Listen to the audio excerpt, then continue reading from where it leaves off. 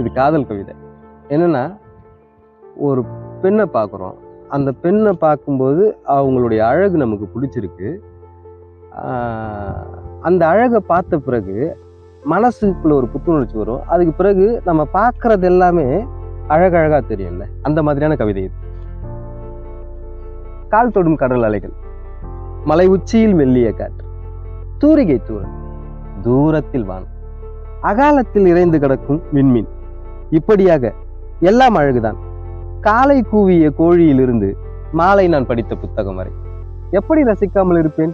உன் கணுக்கால்களின் மேலும் கீழும் இறுக பிடித்துக் கொண்டிருக்கும் கால், பலமிழந்த வானவில் உன் துப்பட்டா, காற்றின் நிர்வாணத்திற்கு ஆடை தரும் உன் காதோர துண்டு முடியும், உன் காதில் இருந்து ஓர் அங்கலம் கீழ்த்தொங்கும் கண்ணாடி முத்துக்கு, இரவு பகல் பிசைந்த உன் கண்கள், மௌனம் மட்டும் சுமக்கும் உன் உதடு, இவை அனைத்தும் ஒரு சேர கண்டால் சிதறிய செயற்கைக்கோள்களே ஒன்று சேரக்கூடும்.